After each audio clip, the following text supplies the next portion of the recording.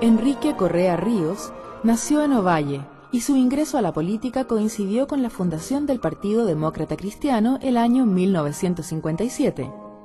Llegó a ser presidente de la JDC en 1968. En 1969, junto con Rodrigo Ambrosio, Julio Silva Solar, Jack Chonchol, Jaime Gazmuri y otros, renunciaron a la democracia cristiana y fundaron el Movimiento de Acción Popular Unitaria, MAPU. Bajo el gobierno de Salvador Allende, Enrique Correa fue asesor político del canciller Clodomiro Almeida. Se asiló en la Embajada del Perú después del golpe militar y posteriormente se radicó en Moscú. Después de vivir un tiempo en Roma, en 1981 regresó definitivamente a Chile. Enrique Correa fue ministro secretario general de gobierno durante toda la presidencia de don Patricio Aylwin. Desde allí desempeñó un papel crucial en el proceso de transición a la democracia. Actualmente se dedica a las asesorías políticas y comunicacionales. ¿Cómo y por qué de una vocación religiosa que tengo entendido tuviste en un comienzo, cuando entraste al seminario a los 16 años, decidiste cambiar a una vocación de tipo político? Porque tengo la impresión que la vocación religiosa tiene mucho de similar con la vocación política. Porque tanto en la vocación religiosa como en la vocación política hay una voluntad, una inclinación, una convicción, una decisión de influir de algún modo en los acontecimientos, por distintas vías, por distintos caminos. No considerar a la vida un solo episodio individual, sino que creer muy profundamente en la seriedad de la vida y en la trascendencia de la empresa que significa vivir. Creo que ese es un sentimiento que comparten religiosos y políticos. Una cosa, pero tu papá era masón. Así es. Es curioso, digamos, que tú hayas elegido en un comienzo esa vía, teniendo toda una formación más bien laica. Probablemente, como algunos jóvenes de familias católicas son rebeldes no siéndolo, yo fui rebelde siendo católico. Sí, efectivamente, no había en mi hogar nada que me inclinara demasiado a una actividad religiosa, pero quiero decir que mi interés por la religión fue muy temprano, muy temprano. Desde los 7, 8 años, siempre me interesó la iglesia. Y eso te llevó, no sé, yo creo que a los 18 años más o menos, a entrar al Partido Demócrata Cristiano. A los 12 años. A los 12 años. Entré al Partido Demócrata Cristiano en el año 1958. Hacía recién un año que existía como Partido Demócrata Cristiano. Tuve un año de haber sido miembro de la Falange, recién se había unido con el Partido Conservador Social Cristiano. Y animado por jóvenes con los que trabajaba tanto en el centro de alumnos del Liceo de Ovalle como en la parroquia de Ovalle, terminé inscribiéndome en los registros de la Juventud Demócrata Cristiana. Participaste, por tanto, en la elección presidencial del 64. En la del 64, exactamente. Estuve en el seminario el año 63, salí del seminario, no recuerdo bien si en la última semana de marzo o primera semana de abril del 64, volví a Ovalle, a mi ciudad natal. Trabajé allá como locutor de radio y participé muy activamente en la campaña de don Eduardo Frei Montalva, en la Marcha de la Patria Joven y en todas las actividades propias de la campaña. Ya más o menos entrando al gobierno de Frei Montalva, viene todo el proceso de la reforma universitaria, la toma de la Universidad Católica en el 67. ¿Tú tuviste alguna participación como joven? Sin duda. No, naturalmente no fue una participación protagónica, porque era un dirigente político, era ya dirigente político nacional de la Juventud Demócrata Cristiana, pero era estudiante de la Universidad Católica. Claro, de filosofía. De filosofía. Y en la Universidad Católica el movimiento tuvo una naturaleza más propiamente social. Los grandes dirigentes, en primer lugar Miguel Ángel Solar, sin perjuicio que fueran formalmente militantes de la democracia cristiana, eran propiamente dirigentes sociales, con toda la autonomía, el estilo, el impulso, el hálito, diría yo, tan propio de los movimientos sociales de los 60.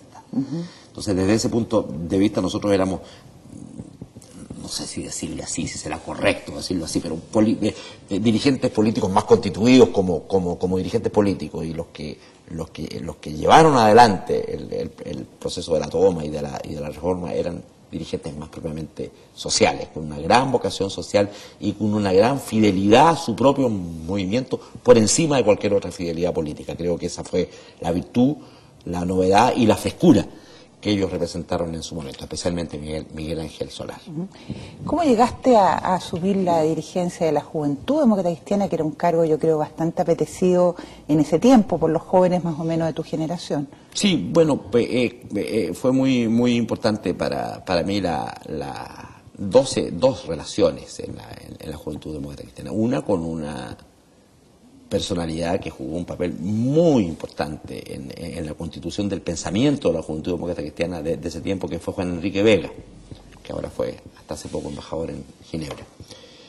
Y después de ello, mi relación con Rodrigo Ambrosio, que fue el fundador del MAPU y que fue presidente de la Juventud Demócrata Cristiana previo a precisamente antes que yo.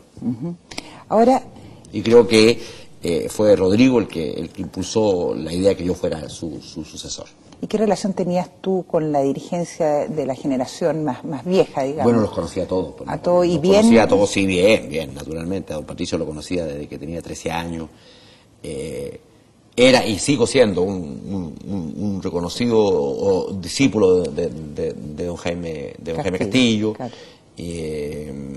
Conocí a don Edmundo Pérez, quise mucho a don Bernardo Leighton. Sí, era muy... Ahora, lo sentía como mis mayores.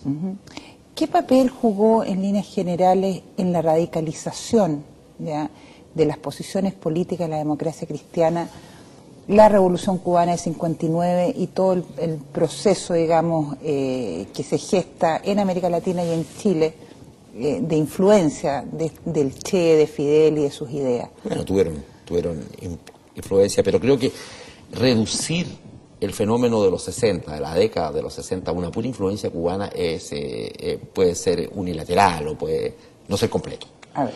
Yo tengo la impresión que los 60 fueron un fenómeno mundial y tuvieron tanta influencia como Cuba, la tuvo también el fenómeno de Vietnam, Mao Zedong y la Revolución Cultural, Juan XXIII y Pablo VI y el Concilio Vaticano y la búsqueda de reconciliación de la Iglesia con la modernidad.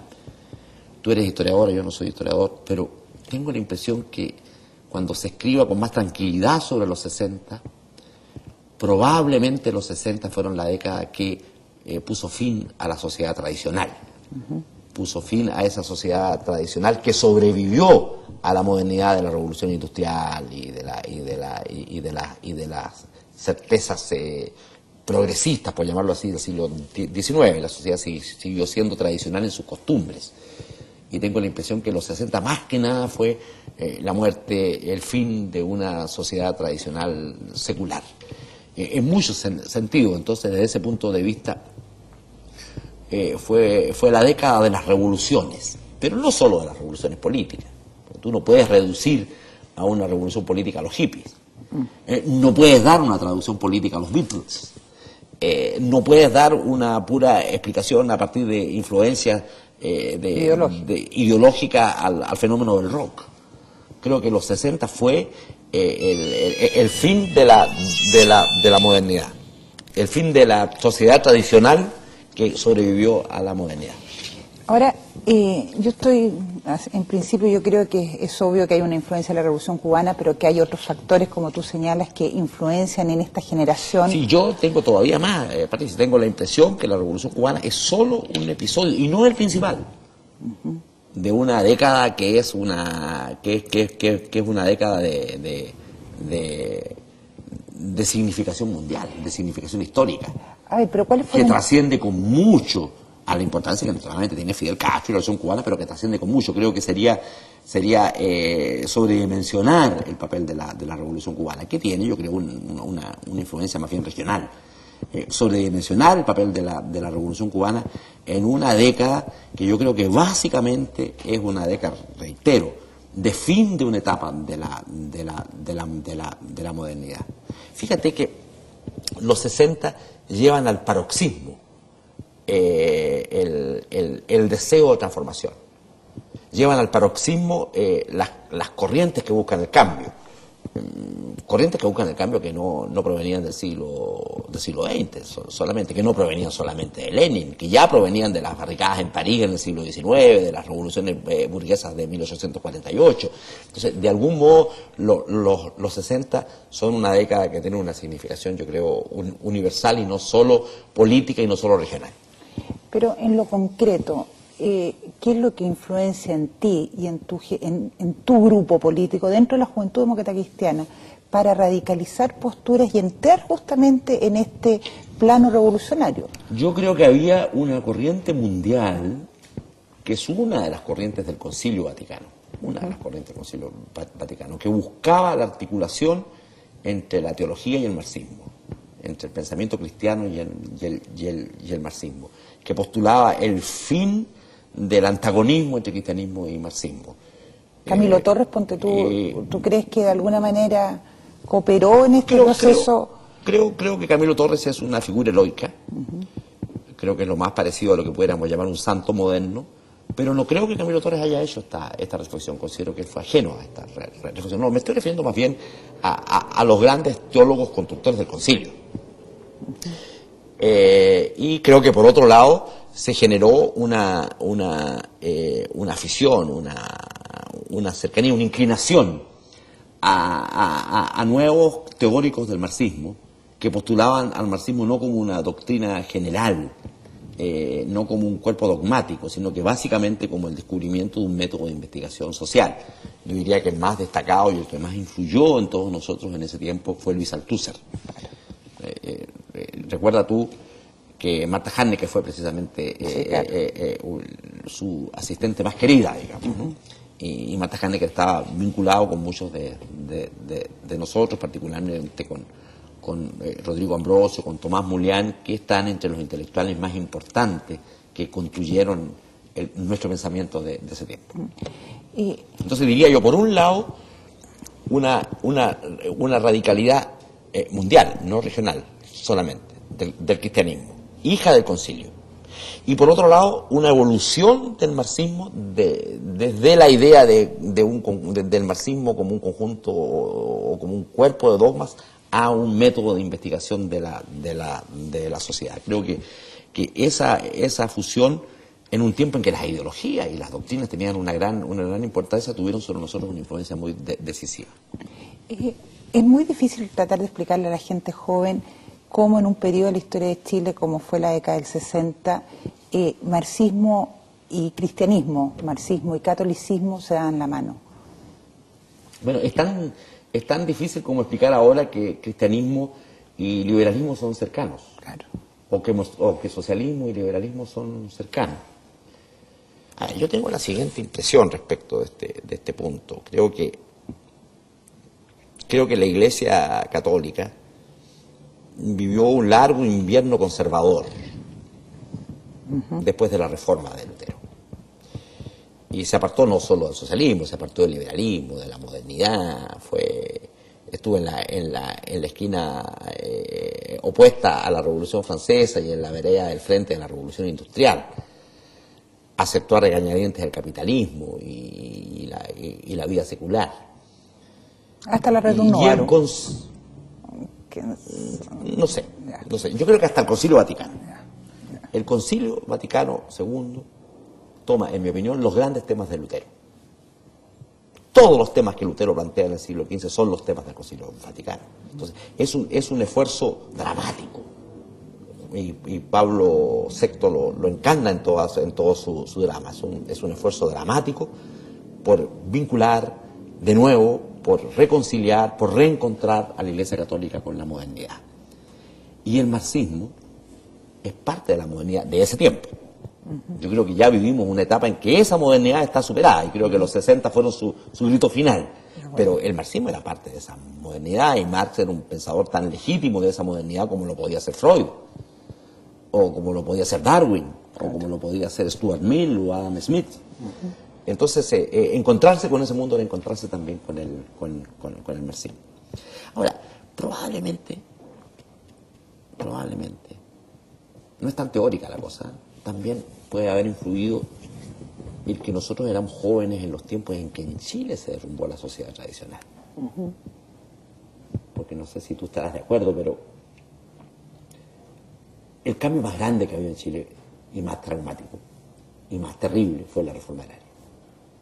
Claro. Porque sin duda fue la reforma agraria la que puso fin de manera muy dura, muy tremenda. A toda la sociedad tradicional. A la sociedad tradicional. Claro. Y por eso la reforma agraria es lo más parecido que hemos tenido en el siglo XX a una guerra civil. Lo más parecido que hemos tenido a una guerra civil.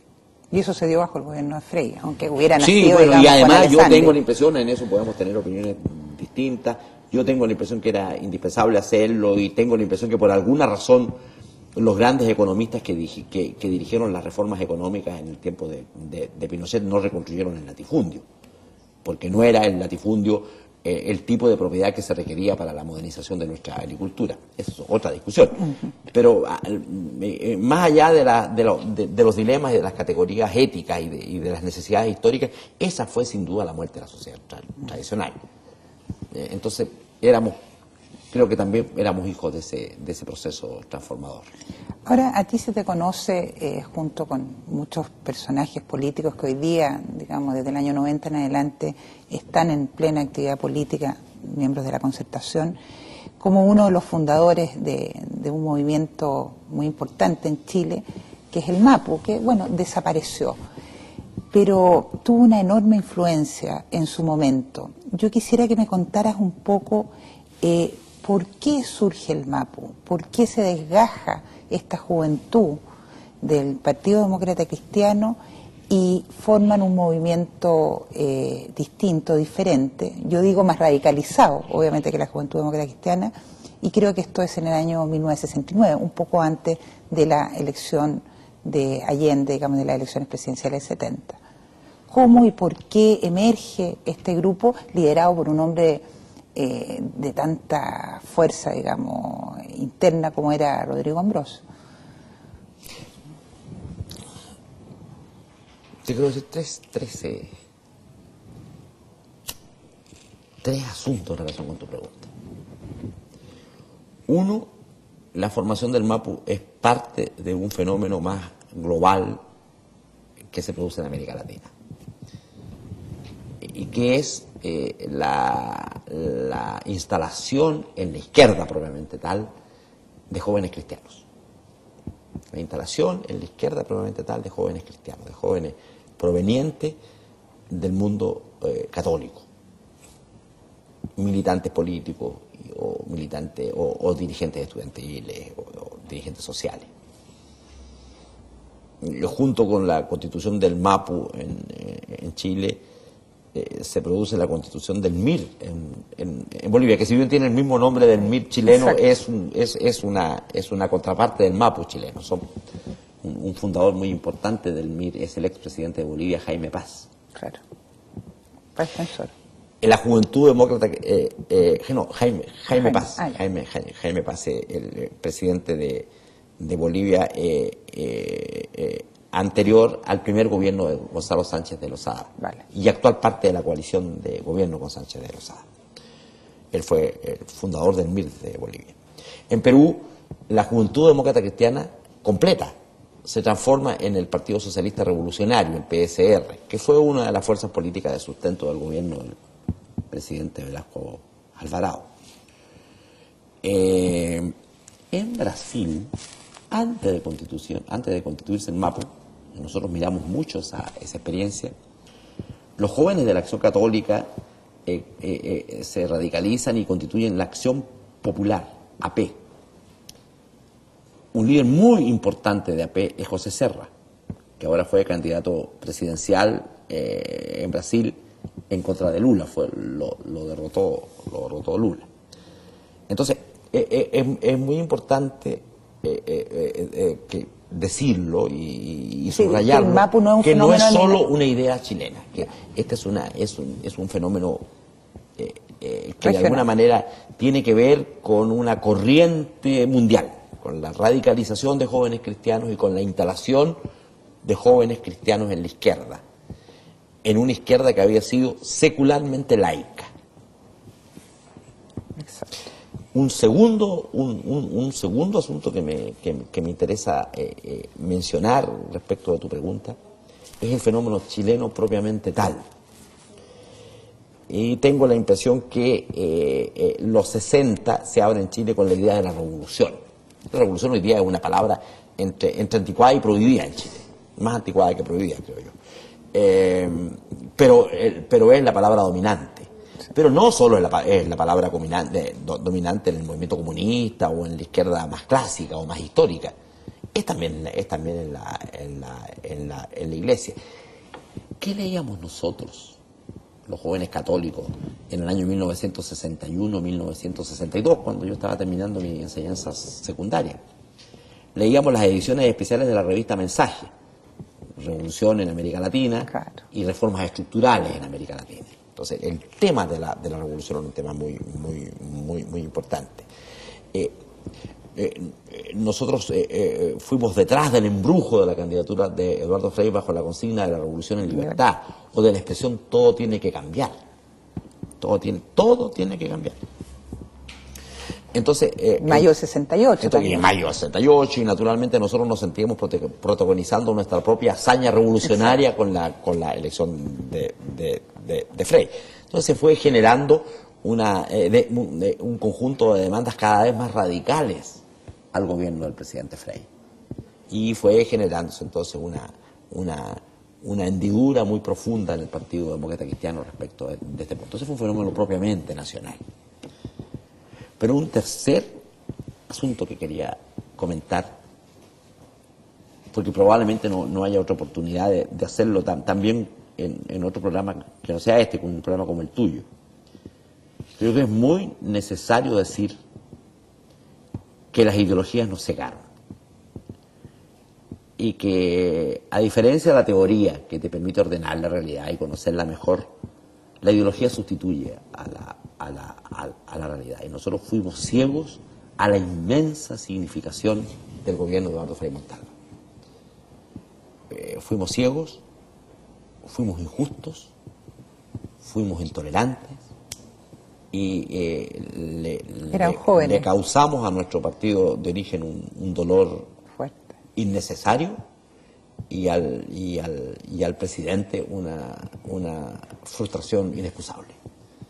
Son tres fenómenos distintos. Hay un fenómeno social, hay un fenómeno político probablemente nuestro, y hay una mirada desde ahora de cuánto, sin embargo, la ideología nos cegó respecto de un gobierno particularmente realizador, progresista, avanzado, y en fin. Y sin, en mi opinión, grandes diferencias programáticas con lo que habría de ser después del programa del presidente Allende. Programáticas, no, otros son los fenómenos políticos, de manera como eso se desarrollaron. Pero yo tengo la impresión que estas eran dos fuerzas del cambio que se separaron, que se divorciaron, que se enfrentaron, y que en ese enfrentamiento y en ese divorcio entre las dos fuerzas del cambio, el centro y la izquierda, se empezó a dibujar la tragedia con la que terminaríamos la mitad de los 70. ¿Por qué se llama MAPU? Yo sé el significado, Movimiento de Acción Popular Unitaria, pero... Unitaria, sí, porque había también la idea en muchos militantes, en muchos dirigentes de tomar las raíces del país por el significado Mapu, en Mapudungun por tierra. Claro. La reforma agraria, muchos de los dirigentes que estaban en el Mapu, los que no eran estudiantes, venían de trabajar en los organismos propios de la reforma agraria, la CORA, el INDAP, en fin.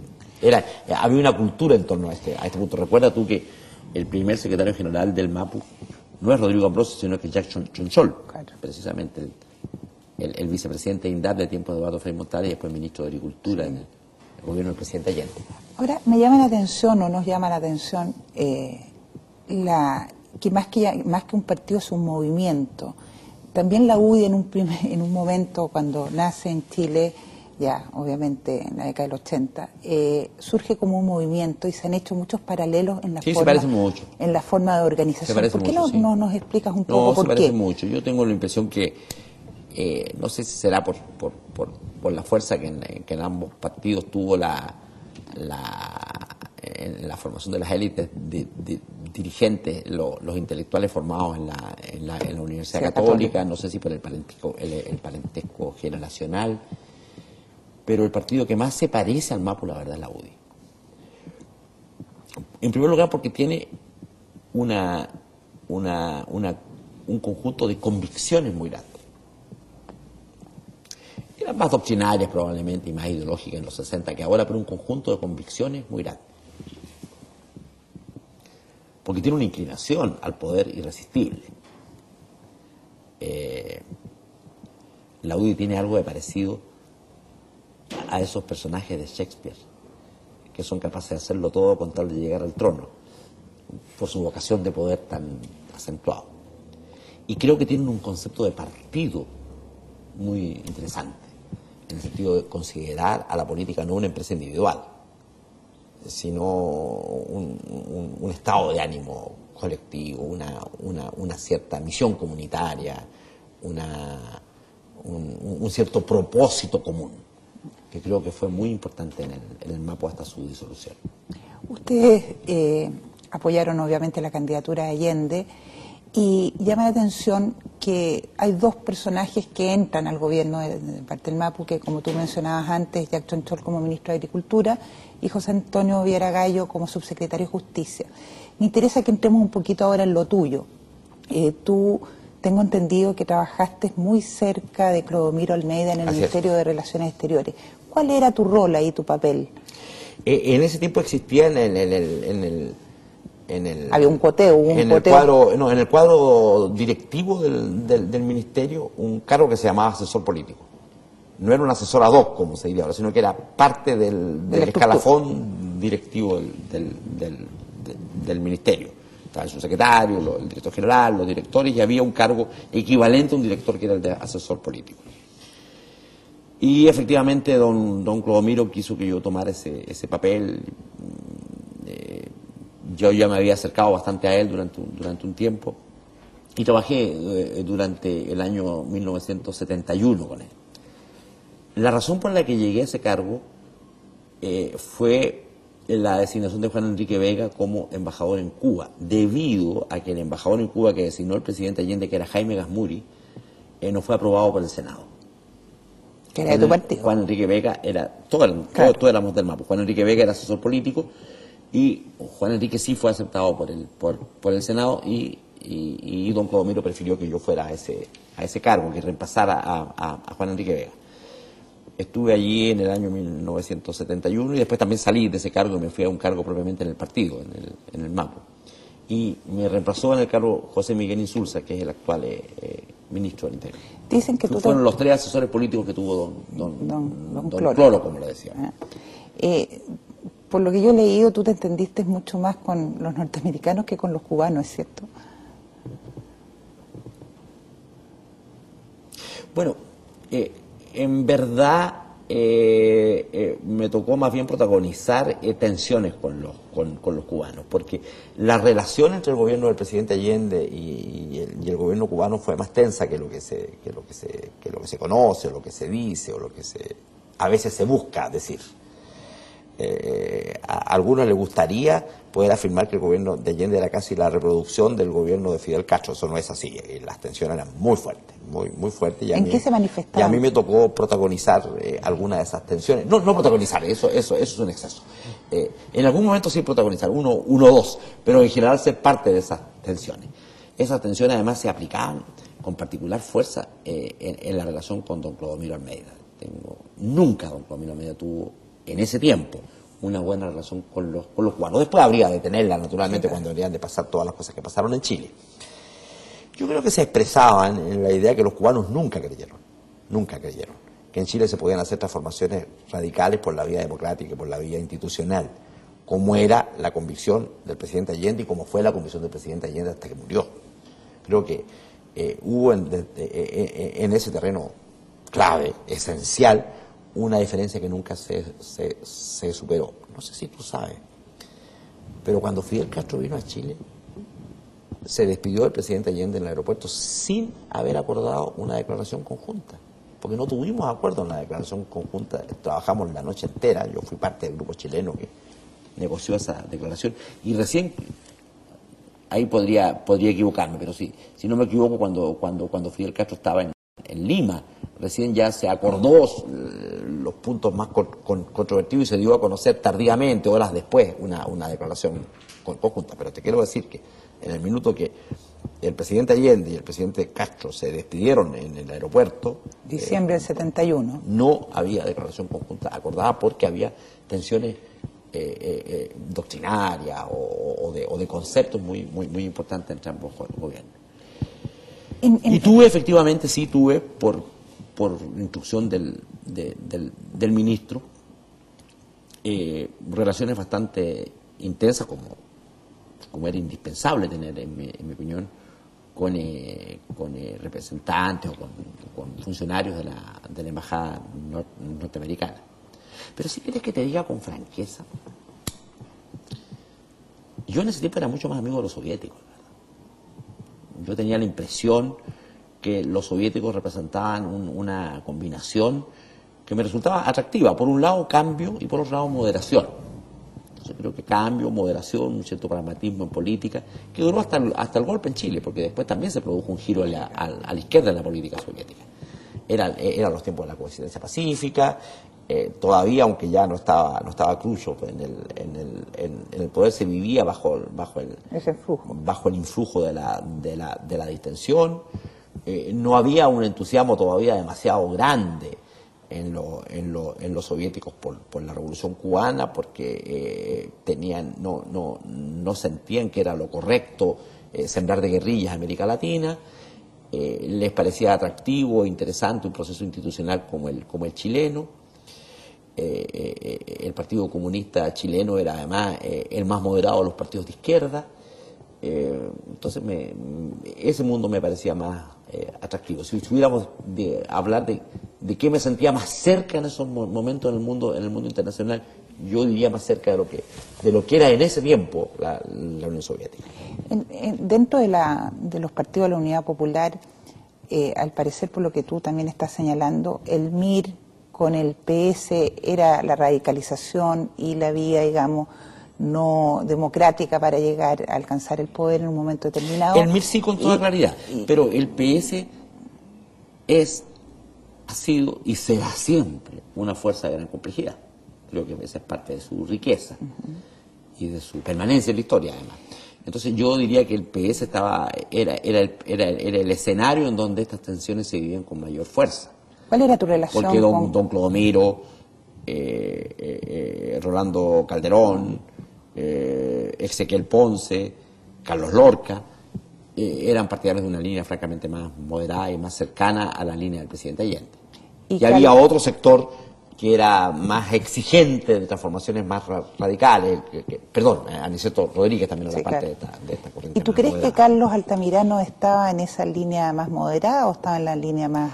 Yo creo que Carlos representó en su momento, encarnó en su momento, más allá de lo que él quisiera, estas cosas, la voluntad de los hombres es solo un ingrediente de las conductas políticas. Encarnó en un momento la aspiración a cambios muy radicales que había en el Partido Socialista.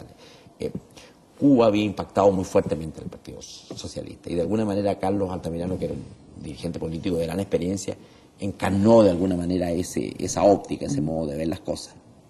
Es justo decirlo ahora, porque puede que no me preguntes más por Altamirano en toda la entrevista, y es justo decirlo ahora, que Altamirano en rigor es el verdadero precursor de la renovación del socialismo. No, claro. Es decir, sin Altamirano no habría habido renovación del socialismo. Sin Altamirano es probable que el Partido Socialista hubiera seguido aliado a los comunistas y no se hubiera superado jamás la separación entre el centro y la izquierda. Entonces creo que desde ese punto de vista la historia tendrá que hacer más justicia al papel más global y más complejo que Carlos Altamirano jugó en la política chilena, más allá que la caricatura que muchas veces se quiere hacer de él. Oye, ¿cuál fue la posición del MAPU en relación a las Fuerzas Armadas bajo el gobierno de la Unidad Popular? Bueno, ese fue un tema que nos tensionó. Acuérdate que el MAPU se dividió. Sí, claro, pero eso ya, claro, fue el 71. Se dividió entre dos corrientes, una más a la izquierda y otra más reformista o más moderada, en fin.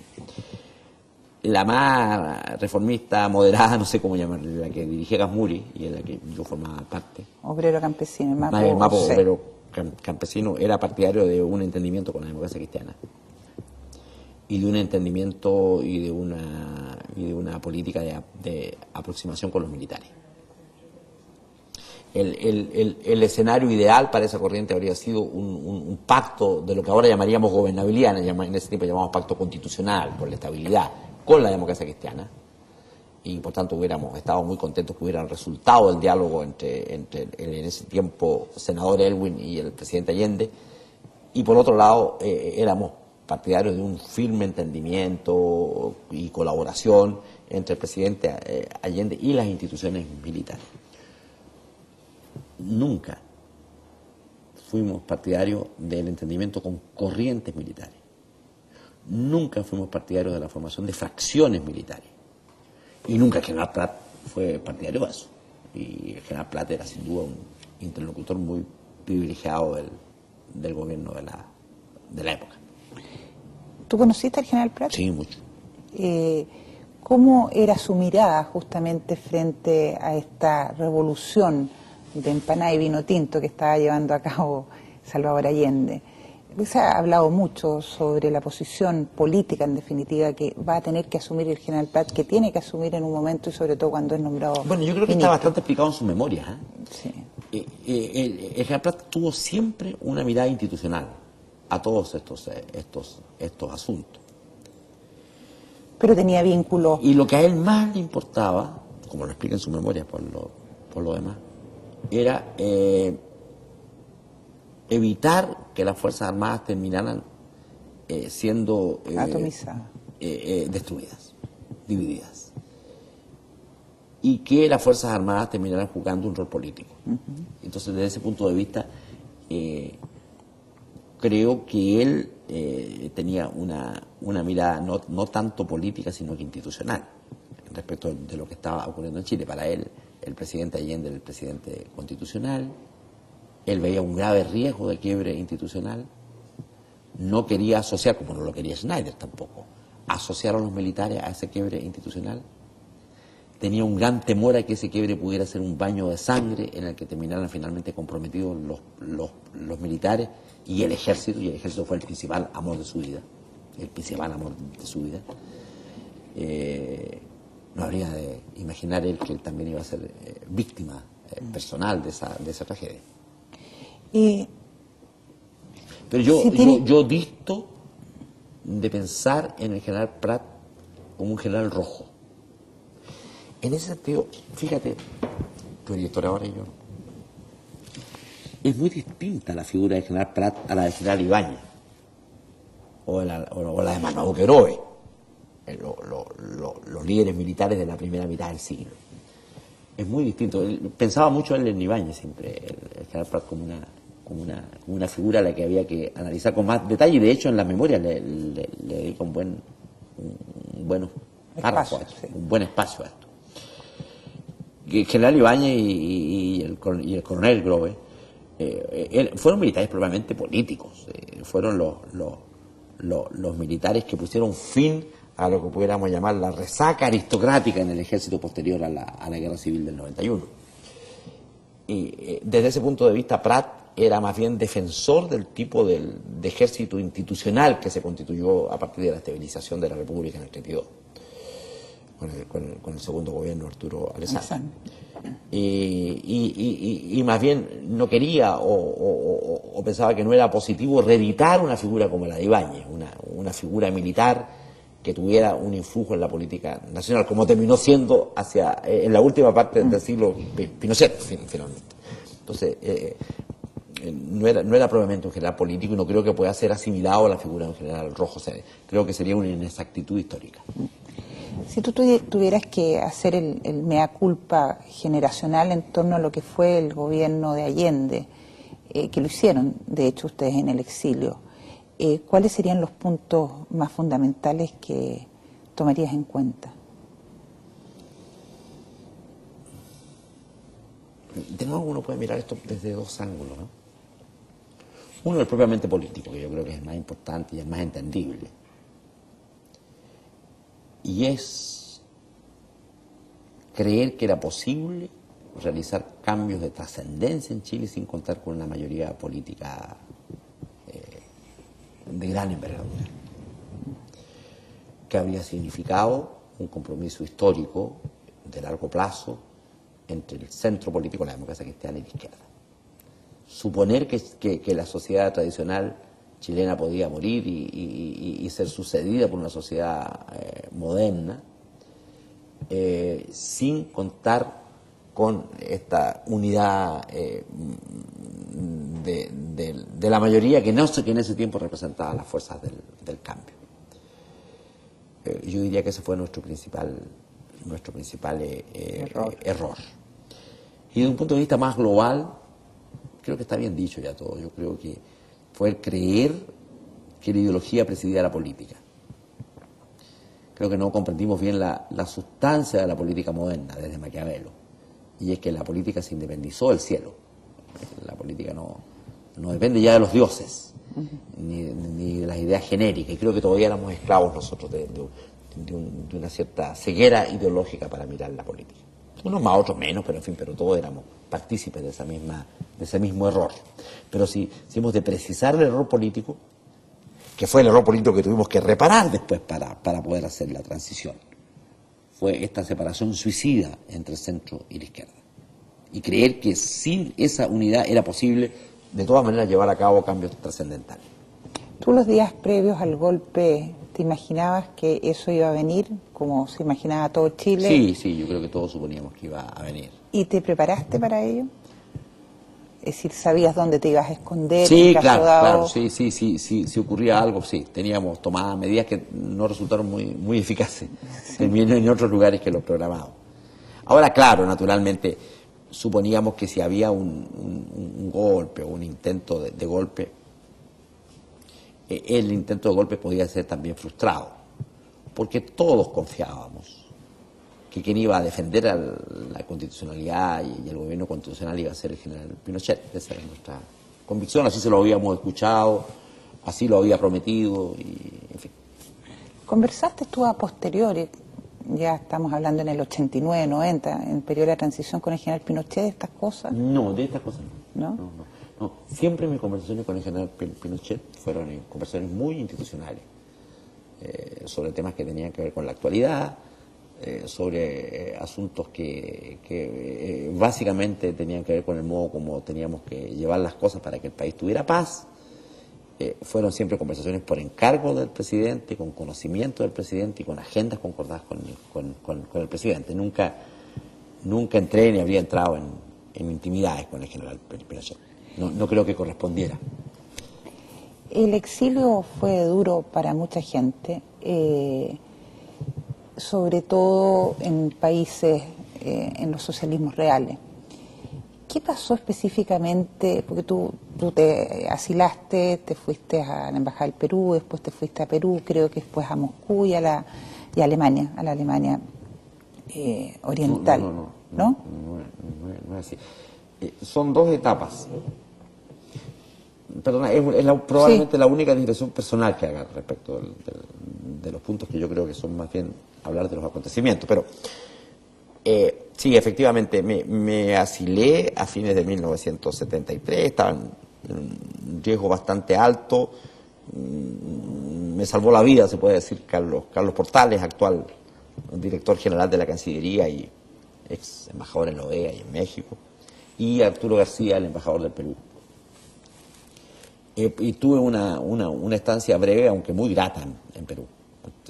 Tengo una deuda con el Perú eterna. Y posteriormente, después de deambular en reuniones y en distintos... Me instalé en Moscú, efectivamente, en 1974, y vivía ya hasta lo que pudiéramos llamar el otoño del hemisferio norte. Y en el otoño del hemisferio norte, primavera nuestra, ingresé clandestinamente a Chile en el año 1975 y viví clandestino aquí hasta el año 1977. Muy cerca de aquí. En el año 1977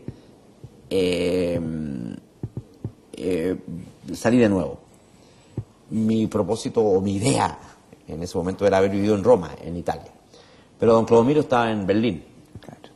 Y él habló con José Miguel Insulza y con los dirigentes del partido en el exterior para plantearle la idea que si yo podía trabajar con él. Y partí para allá a trabajar con don Clodomiro y estuve establemente, la verdad, hasta 1980. Y entre mediados del 80 y el 1981 viví en Roma.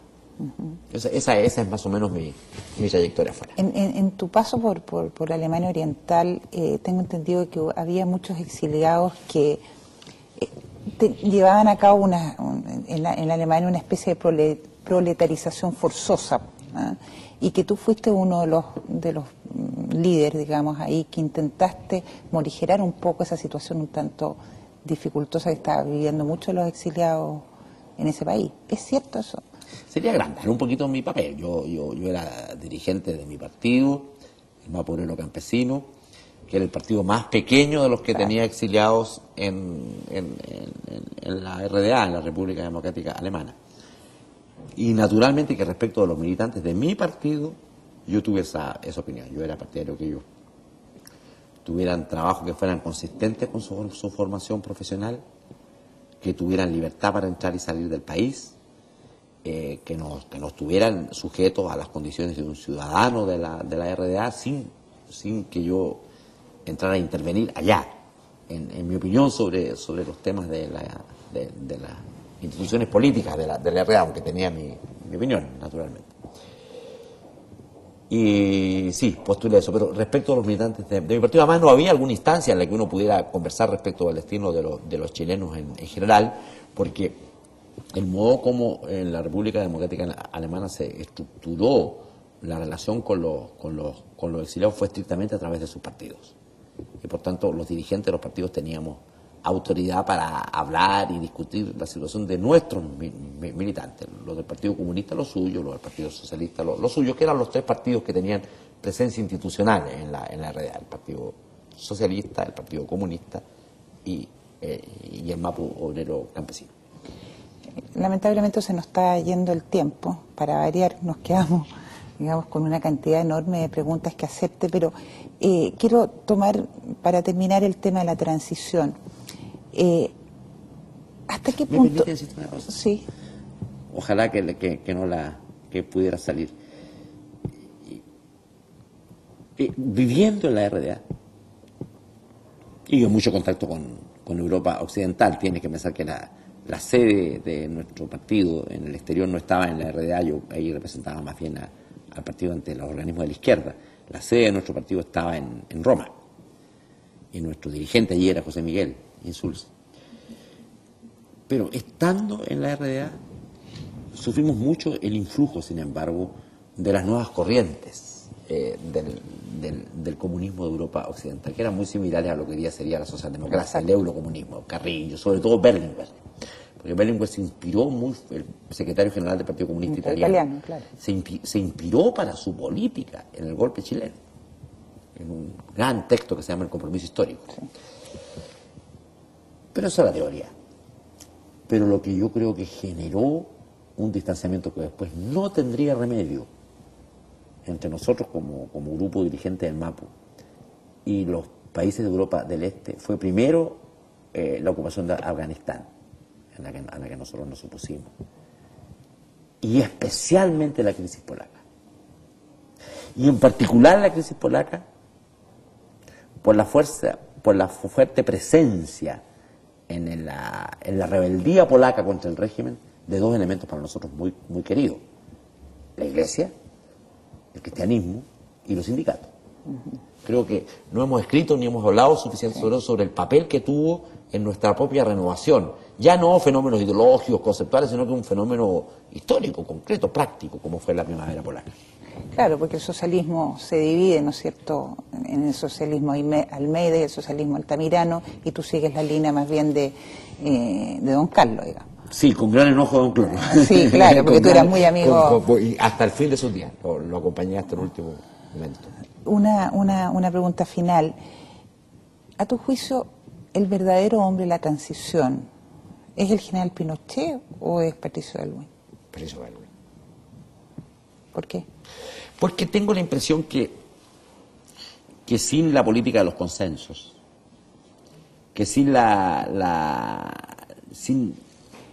sin el concepto que el papel principal del primer gobierno civil era la reconstitución moral de la nación, y la reconstitución de la nación como un lugar para todos.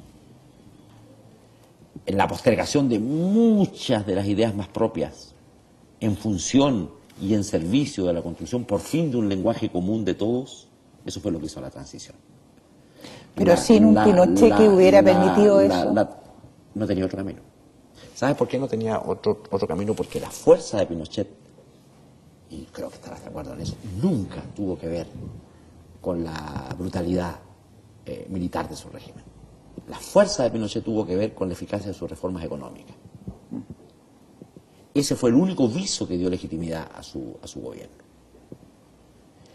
Y sin democracia esas reformas económicas no habrían sido estables. Entonces creo que la democracia era una necesidad, no un deseo del régimen imperante. Bueno, te agradezco enormemente haber compartido este rato contigo y espero que nos podamos ver nuevamente en otro programa como este. Bueno, gracias, Enrique. Te agradezco mucho que me hayas